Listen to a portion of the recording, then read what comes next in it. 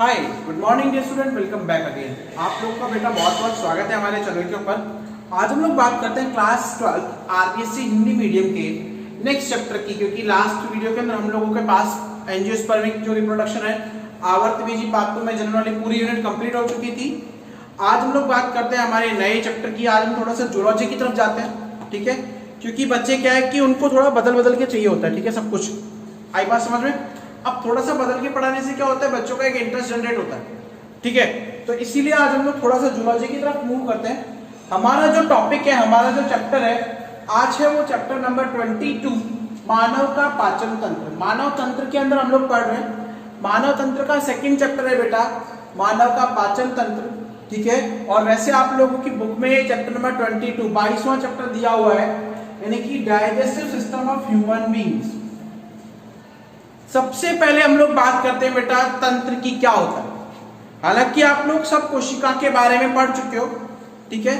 तो क्या होता है बेटा, कोशिकाएं आपस में मिलकर, मैं थोड़ा सा बात करता हूं बेटा तंत्र की।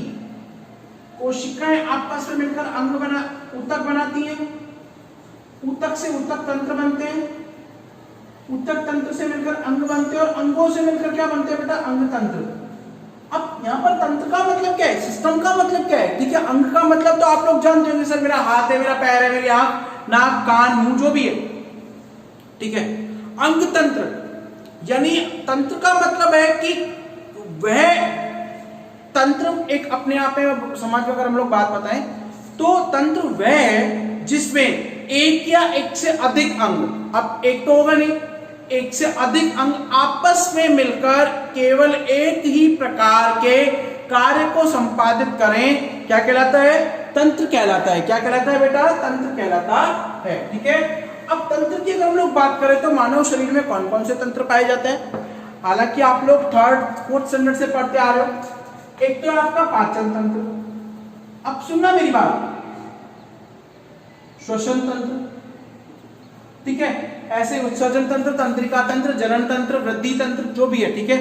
अब तंत्र का मतलब क्या है, तंत्र मतलब सिस्टम, यानी अंगों का समावेश, अंगों का समावेश जिसमें सभी अंग एक साथ मिलकर एक ही कार्य को संपादित करें। अब आपके दिमाग में ये आ रहा होगा कि सर आप कह तो रहे हो, बार बार इतना कॉन्फिडेंस से बोल रहे हो कि सभी अंग एक साथ मिलकर कार्य कर रहे हैं, लेकिन अगर हम लोग बात करें बेटा पाचन तंत्र की, तो आपके मुख का अलग काम है, ठीक है, मुख का अलग काम है, दांतों का अलग काम है, जीभ का अलग काम है, आप लोगों के आमाशय का अलग काम है।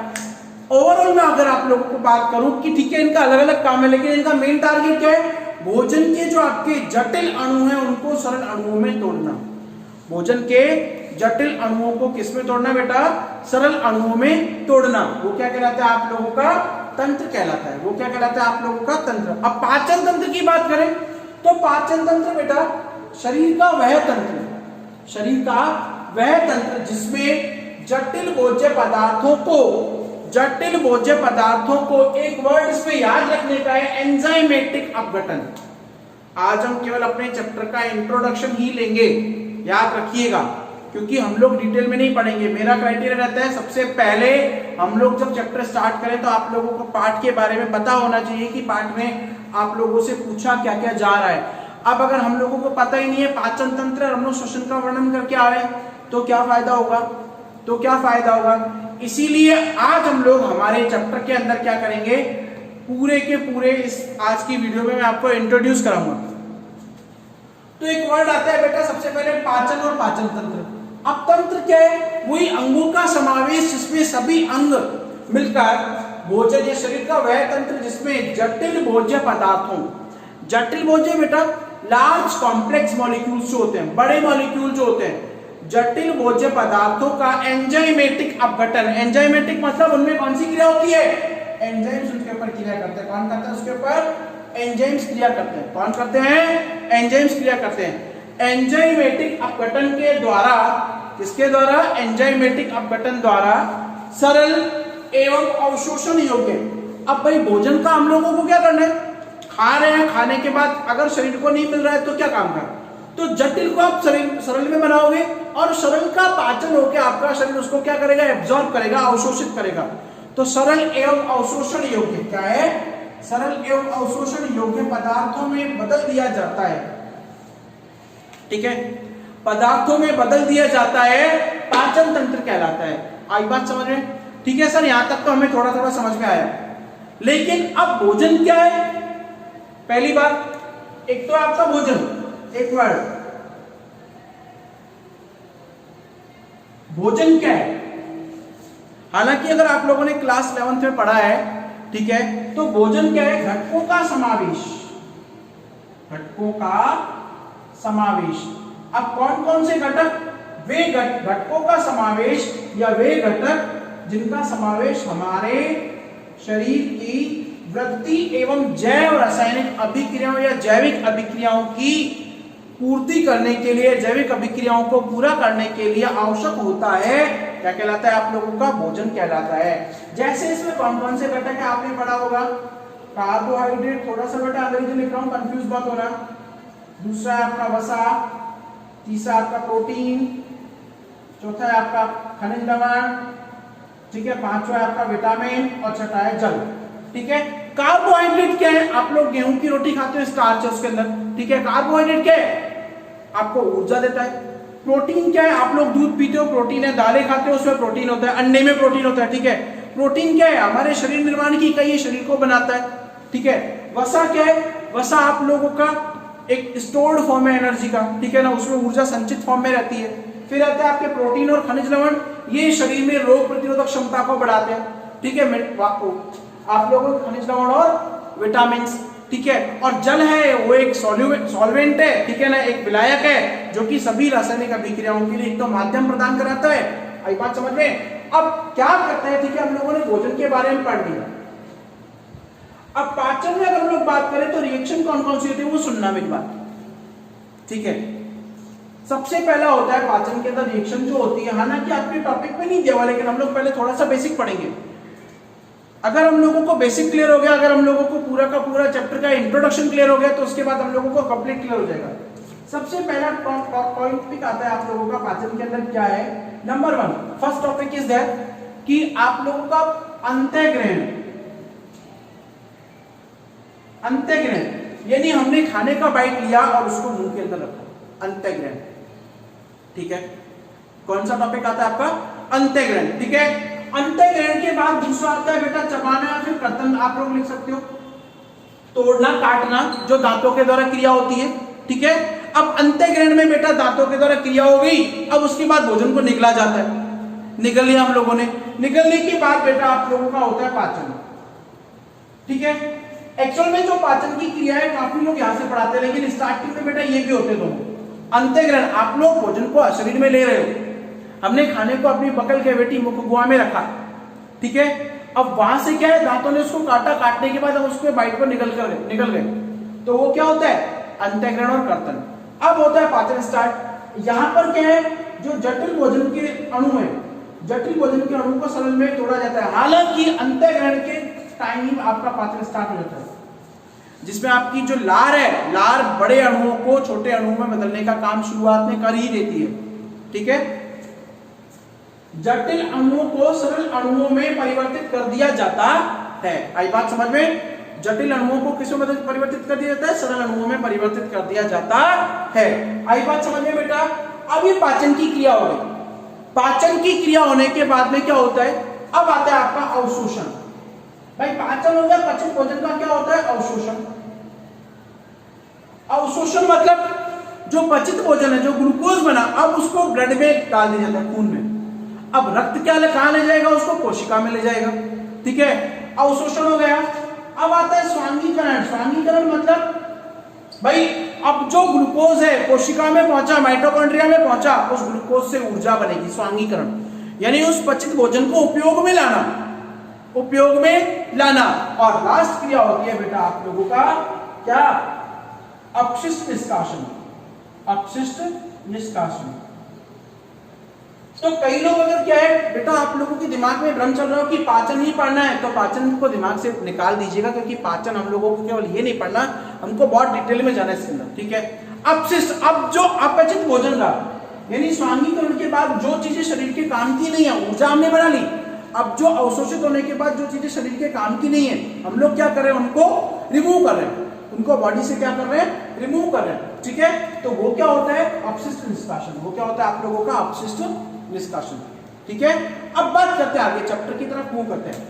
क्या है, पाचन तंत्र, डाइजेस्टिव सिस्टम, शरीर का वह तंत्र जिसमें जटिल भोज्य पदार्थों यानी कि कॉम्प्लेक्स फूड मटेरियल जो है will be change into simple and absorbable food materials. ठीक है, ठीक है, इंग्लिश समझ में नहीं आया, आई रिपीट इन हिंदी। बात करते हैं कि शरीर का वह तंत्र जिसमें जटिल भोज्य पदार्थों को सरल एवं अवशोषित योग्य भोज्य पदार्थों में एंजाइमेटिक अपघटन, एंजाइमेटिक मतलब उसमें कौन काम आता है, एंजाइम्स काम आते हैं, एंजाइम्स काम आते हैं, एंजाइमेटिक अपघटन के द्वारा परिवर्तित कर दिया जाता है। क्या कहलाता है, पाचन तंत्र कहलाता है। ठीक है, फिर मैंने आगे समझाने के लिए पाचन की भी परिभाषा लिखी है कि वह जैव रासायनिक अभिक्रिया। अब सुनना मेरी बात, पहला शब्द बहुत कॉम्प्लिकेटेड है, जैव, बायोलॉजिकल, बायोलॉजिकल भाई जो जीवित जीवों में होती है पाचन। ठीक है, हमें पता है पाचन जो है वो जीवित जीवों में होता है, जो नॉन लिविंग है वो तो पाचन करते ही नहीं है, मेज कुर्सी थोड़ी पाचन करते हैं। ठीक है ना, तो जैव जो जीवित जीव में होती है, रासायनिक, केमिकल। अब रासायनिक का मतलब क्या है, यहां पर कौन काम आ रहा है, एंजाइम्स काम आ रहे हैं। ठीक है, अगर एचिड की बात करें तो एचिड एसिड काम में आ रहा है, व्हाट इट, तो एंजाइम्स और एचिड एसिड वगैरह जो है क्या है, केमिकल्स ही तो है, ये क्या आप लोगों के केमिकल्स ही तो है। ठीक है, तो वह जैव रासायनिक अभिक्रिया जिसमें भोजन के जटिल अणुओं का, जटिल वही जटिल आ गया, कॉम्प्लेक्स, या फिर आप लोग लार्ज बड़े अणुओं में बृहद अणु भी लिख सकते हो, बृहद अणुओं का एंजाइमेटिक अपघटन के द्वारा, कौन से अपघटन के द्वारा, एंजाइमेटिक अपघटन के द्वारा। भाई यहां पर कौन काम आ रहा है, एंजाइम काम आ रहा है, तोड़ने के लिए। अपघटन होता है बेटा तोड़ना। अगर ये शब्द समझ में नहीं आ रहा है तो इसका मतलब क्या होता है, तोड़ना, ब्रेक डाउन। सर आप अजीब सर हो कि जोड़ने के लिए तोड़ने की बातें करते हो। ठीक है, अपघटन के द्वारा सरल अणुओं में परिवर्तित किया जाता है, पाचन कहलाता है। आई बात समझ में, आई बात समझ में। अब पाचन के लिए बेटा एक तंत्र कारगर होता है। तंत्र मतलब मैंने बोला अंगों का समावेश, इसमें सभी अंग मिलकर एक समान एक ही कार्य को करें, संपादित करते हैं, तंत्र कहलाता है। अब पाचन के लिए पाचन तंत्र काम में आता है। कौन सा है पाचन तंत्र, कहां से स्टार्ट होता है, सुनना। नॉर्मली मानव पाचन तंत्र को आप लोग आहार नाल बोलते हैं, काफी लोग खाली आहार नाल बोलते हैं, लेकिन ये आहार नाल सहायक पाचन ग्रंथियां और अंगों के द्वारा होता है, ये सारे एक साथ मिल जाते हैं। ठीक है, तब जाकर एक तंत्र बनता है। अब आहार नाल क्या है बेटा, सुनना मेरी बात, वो मुख से शुरू होकर और गुदा तक एक लंबी नलिका नुमा संरचना है जिसमें सभी अंग जुड़े रहते हैं, जिसमें क्या है, सभी अंग जुड़े रहते हैं। अब कहां से आती है, सबसे ऊपरी भाग जो होठ कहलाता है, जो हमें बाहर से दिखाई देता है मुख का, वो एक शटर की तरह काम करते हैं। ठीक है, अब मुख गुहा के अंदर अपन बात करें तो यहाँ पर दंत, दांत होते हैं। ठीक है, जीवा, जीभ होती है, आई बात समझे बेटा। और मुख गुहा के अंदर हम लोग बात करें तो दंत और जीभ और लार ग्रंथियां, ठीक है, ये होती है। यहां से आगे निकलकर जो आपका भोजन है वो ग्रसनी में जाता है। कहां जाता है, ग्रसनी में। ठीक है, ग्रसनी जो है, ग्रसनी आगे चलकर अमाशय में खुलती है। अमाशय बेटा इंग्लिश के जे शेप की तरह, ठीक है, जे शेप की तरह। इसके तीन भाग होते हैं, पाइलोरिक भाग, हाइड्रोलोरिक भाग, वो सारे के सारे बताएंगे आगे जब डिटेल में अमाशय को हम लोग लेंगे तो। ठीक है, फंडस पार्ट, आई बात समझ में। अब अमाशय में क्या है बेटा, भोजन गया, वहां पर 3 से 4 घंटे भोजन रहता है और वहां पर भोजन में HCl एसिड आके जुड़ेगा। क्यों जुड़ेगा, अगर कोई भी बैक्टीरिया आपके इस एरिया से आ रहा है तो वो क्या करेगा, अमाशय में जाने के बाद उसको खत्म किया जाता है एसिडिक अटैक के थ्रू।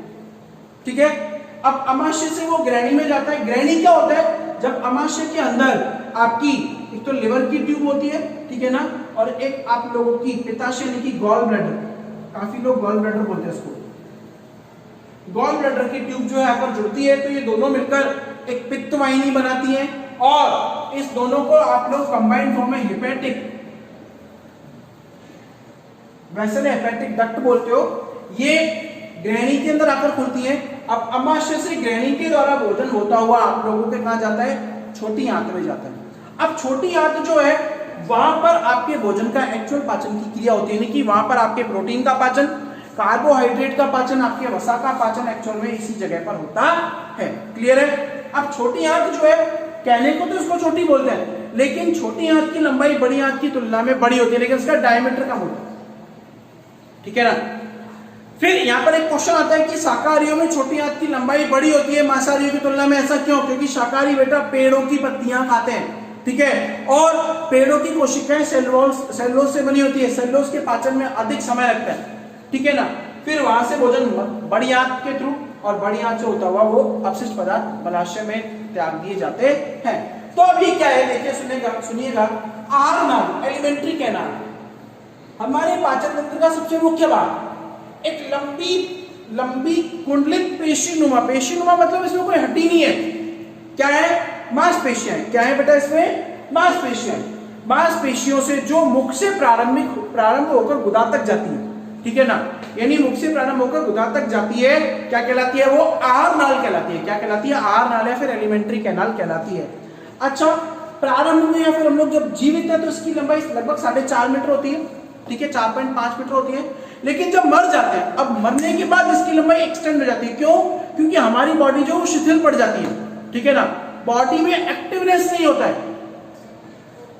शरीर में क्या नहीं है? एक्टिवनेस नहीं है, तो ये शरीर क्या है? एकदम शिथिल पड़ जाता है। अब वो शिथिलता के कारण क्या है कि आपका शरीर जो है, वो शरीर क्या है आप लोगों का, कि आपका शरीर जब शिथिल पड़ गया तो उसकी लंबाई 7 से 8 मीटर यानी कि लंबी हो जाती है, लंबी हो जाती है, ठीक है। अच्छा, आप आहार नाल के भाग कौन कौन से वो सुनिएगा, हालांकि हम इसका नेक्स्ट वीडियो के अंदर डिटेल में वर्णन करेंगे, ठीक है ना बेटा, ठीक है।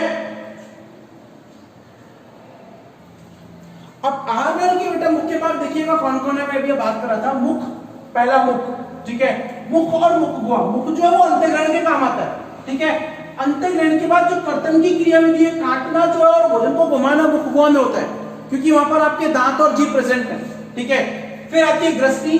ग्रसनी केवल और केवल भोजन को क्रमाकुंचन गति द्वारा, आपके शब्द आएगा, क्रमाकुंचन गति द्वारा ग्रसिका से लेकर अमाशय तक लेकर आती है, ठीक है। ग्रसनी जो है ग्रसिका से लेकर क्रमाकुंचन गति द्वारा सिकुड़ना फैलना अमाशय तक लेके आती है। अमाशय जो जे शेप ऑर्गन है, जहां पर पाचन की क्रिया प्रारंभ होती है, ठीक है। फिर आता है आप लोगों का शुद्ध आंत, छोटी आंत। छोटी आंत में एक्चुअल पाचन की क्रिया होती है, यहाँ पर सभी बड़े अणुओं का, छोटे यहाँ पर आपका प्रोटीन का और मुख्यतः वसा का पाचन छोटी आंत में होता है, ठीक है। फिर वृहदांत। अच्छा, वृहदांत में क्या होता है? पचित भोजन का अवशोषण एवं जल अवशोषण। यहाँ पर पाचन नहीं होता, याद रखिएगा, काफी बार क्वेश्चन आता है, ये जल अवशोषण।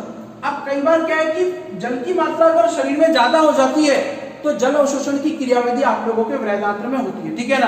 और उसके बाद मलाशय में क्या है? अपशिष्ट पदार्थों को मलाशय में त्याग दिया जाता है और गुदा के द्वारा उसे शरीर से बाहर निकाल दिया जाता है। तो ये सारे पार्ट हम लोग आगे नेक्स्ट वीडियोस के अंदर एक एक करके लेंगे, ठीक है। Thank you.